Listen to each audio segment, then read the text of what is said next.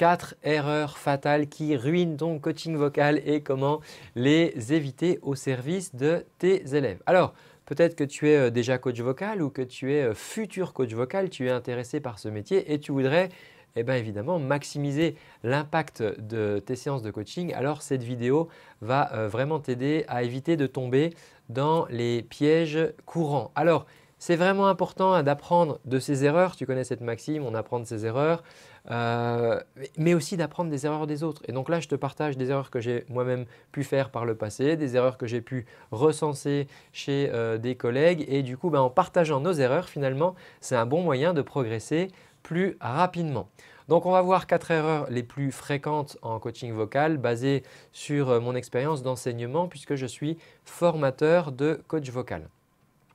Je te parlerai à la fin de cette vidéo du livre qui vient de sortir, Comment maîtriser l'art du coaching vocal. C'est quelque chose qui pourrait vraiment t'aider à faire passer ton coach vocal à un autre niveau. Donc moi, je suis Antoine, je suis formateur de coach vocal au sein de la Vocal Coach Factory et je partage toutes les semaines sur cette chaîne des conseils pour les chanteurs, les chanteuses et leurs professeurs coach.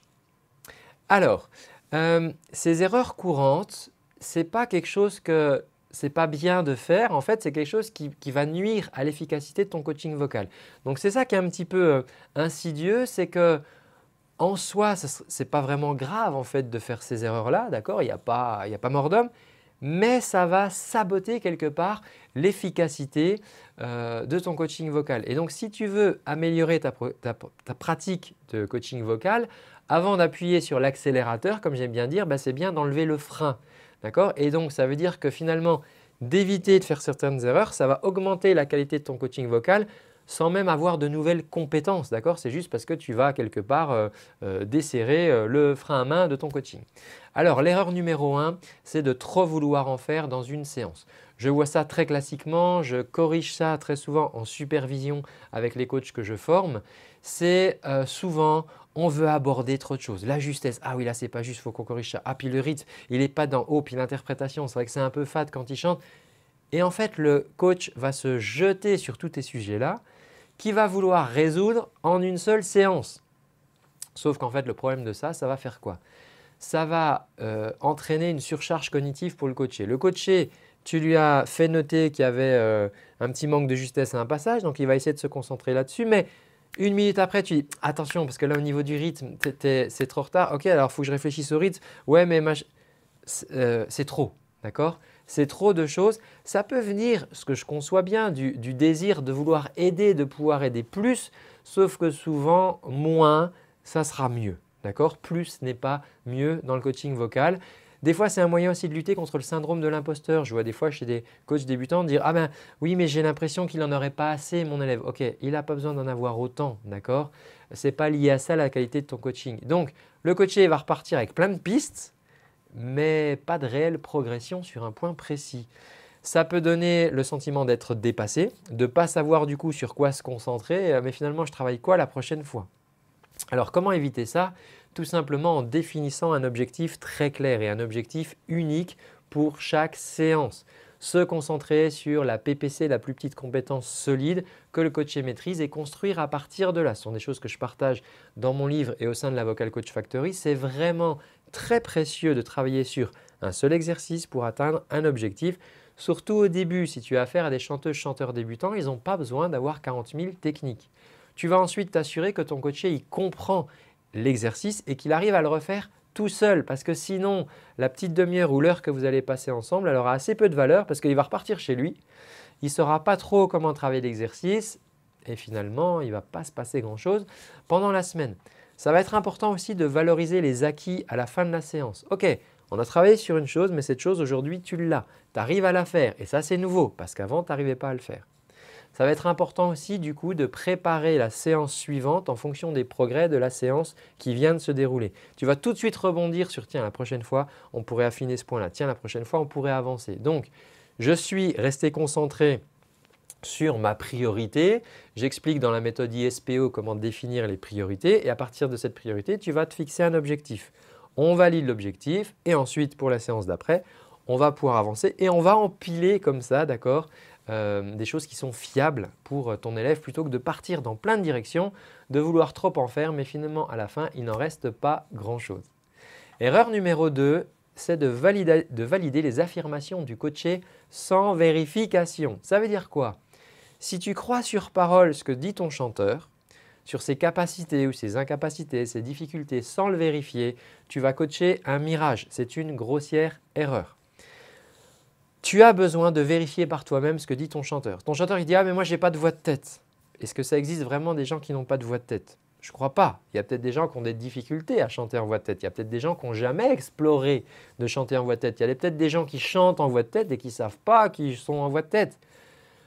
Donc si ton élève te dit « Ouais mais moi je n'ai pas de voix de tête », non, tu ne vas pas le croire sur parole. D'accord? Tu veux vérifier par toi-même. Sinon, tu te soumets à quoi? Tu te soumets à la subjectivité du coaché. Le coaché, il vient te voir pour apprendre, pour transformer des choses. Donc, s'il venait avec les solutions, il n'aurait pas besoin de toi. Donc, c'est pour ça que tout ce qu'il va te dire, c'est empreint de sa non-connaissance de sa voix, c'est limité à ses compétences musicales, c'est bien souvent erroné et c'est surtout très subjectif. Il y a une grande différence, j'explique ça dans l'école de coaching, entre une compétence consciente et une compétence inconsciente. Bon, je ne vais pas développer dans cette vidéo, mais il faut avoir conscience de ça. Il y a des objectifs des fois cachés qui ne sont pas exprimés par ton coaché. Et donc lui te dit « Oh ben je viens comme ça pour améliorer ma voix. Mon œil, j'ai vu passer tes réseaux sociaux, j'ai vu que tu joues dans un groupe. Tu ne viens pas juste là pour améliorer ta voix. Donc je ne peux pas croire sur parole ce que me dit mon coaché, d'accord? J'ai besoin de le vérifier. Le rôle du coach, c'est d'être aussi un observateur objectif. On ne va pas mettre d'affect là-dedans ou d'émotionnel. On veut vérifier. On veut explorer. Ça va être important pour ça de construire un langage commun avec ton coaché de manière à te comprendre, d'accord? Parce que lui, il a peut-être une manière de parler de sa voix qui n'est pas celle que toi, tu as apprise par exemple et on s'en fout en fait. C'est pour ça qu'il y a certaines méthodes qui labellisent énormément, qui mettent beaucoup de noms sur des modes vocaux, etc. La méthode est super mais je ne suis pas fan du concept. Pourquoi? Parce que ça veut dire qu'il faut apprendre des mots, il faut apprendre des trucs. Nous, on va utiliser les mots du coaché, sa compréhension de sa voix et on va essayer du coup de l'aiguiller. Si tu ne fais pas ça, tu risques de coacher un faux problème. La personne qui te dit « moi, je n'ai pas de voix de tête ». Ah bon, d'accord, alors on va essayer d'améliorer ta voix de poitrine. Non, ce n'est pas ça le problème. En fait, il chante depuis le début en voix de tête. C'est juste qu'il n'en a pas confiance. La fiabilité des résultats, d'accord, va être entachée si tu te fies vraiment à ce que ton coaché te dit. Alors, comment on va éviter cette erreur? On va vraiment vouloir adopter une posture d'écoute active et d'investigation. Je cherche, je suis un enquêteur, je veux vérifier, je veux des preuves. Je vais utiliser les affirmations du coaché comme des indices, mais des indices qui méritent d'être vérifiés. Et je vais toujours vouloir confronter les affirmations à l'observation, d'accord? Mon coaché me dit un truc, ok, mais moi je veux vraiment l'observer. Mon coaché me dit qu'il fait quelque chose d'une manière. Je veux expérimenter de manière pratique pendant la séance ce que fait réellement mon coaché. Erreur numéro 3, c'est se laisser distraire par les fausses pistes. Alors, ça c'est un vrai problème, c'est que des fois, ton coaché peut focaliser son attention et il risque de t'embarquer dedans sur des problèmes mineurs qui vont les éloigner de leurs objectifs principaux. Et ça serait assez tentant pour le coach de suivre ces fausses pistes, de se laisser embarquer. Tu es en train de chanter et puis à un moment, donc tu es sur un sujet, toi tu as un sujet en tête, puis à un moment l'élève il part sur un truc, il fait « Ah ouais mais j'ai ce problème aussi de prononciation en anglais là, le mot qui dit « je suis pas sûr » c'est machin ». Et puis là on commence à partir sur du coaching de prononciation en anglais qui au passage n'est peut-être pas ton boulot en tant que coach vocal, d'accord? Tu n'es peut-être pas un spécialiste de la prononciation anglaise.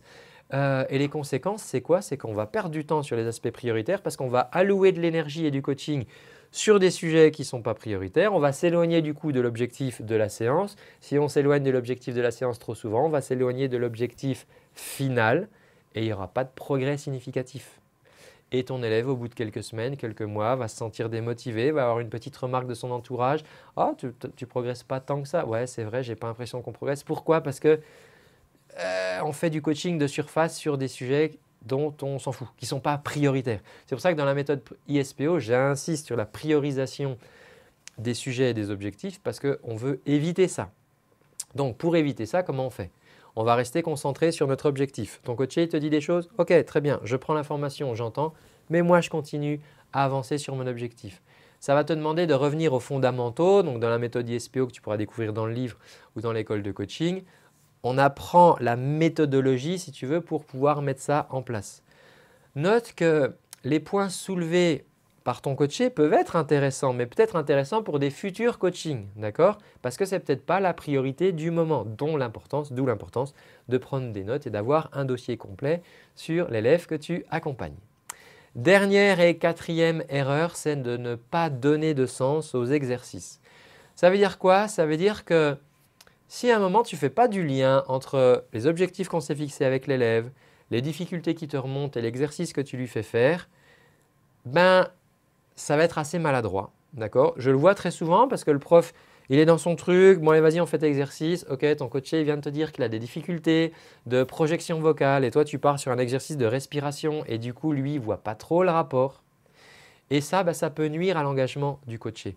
Les conséquences, ça veut dire que la motivation et l'engagement du coaché à faire les exercices que tu lui proposes, elle sera faible. L'exercice que tu vas lui donner, peut-être qu'elle va lui paraître arbitraire, il ne va pas se sentir écouté ou en lien avec ses besoins. Sa motivation, tu l'as deviné, elle va baisser. Est-ce qu'il aura envie de pratiquer cet exercice en dehors des séances? Probablement que non, parce qu'il ne voit pas de sens à l'exercice et peut-être qu'un beau jour, il t'enverra un petit SMS. « Écoute, désolé, je vais arrêter pour le moment. » D'accord? Et tu ne le reverras plus jamais. Alors comment on va éviter ça? On va expliquer l'objectif d'un exercice avant de commencer. Ok, je sens que tu as cette difficulté-là. Ok, écoute, pour avancer vers ce sujet-là, on va passer par telle et telle étape et c'est la raison pour laquelle je te propose qu'on commence par cet exercice qui va clairement t'aider à corriger le point qu'on vient d'évoquer. Donc, on va faire le lien entre l'exercice et les difficultés spécifiques du coaché. D'accord? Ce n'est pas « bon, je te donne un exercice parce que je connais 4 exercices dans ma besace et de toute façon, tous mes élèves passent par là ». Non, c'est du coaching individuel. On fait sur mesure les exercices. Ce n'est pas pour rien que dans la Vocal Coach Factory, j'apprends aux coachs à designer et fabriquer des exercices sur mesure parce que des fois, ce qu'on a dans la boîte à outils, ça ne correspond pas aux besoins spécifiques du coaché. On va lui montrer comment l'exercice va concrètement l'aider à surmonter ses obstacles et en faisant ça, on va obtenir une plus grande adhésion de notre coaché. Donc, tu l'as compris à travers cette vidéo. Ces 4 erreurs sont vraiment importantes à éviter parce que ça va te permettre d'accélérer sans avoir besoin d'accélérer. Tu vas juste lever le frein. Évidemment, utiliser la méthode ISPO va être très facilitante pour identifier les priorités, pour se fixer sur les bons objectifs parce que ça va te fournir un cadre structuré de coaching.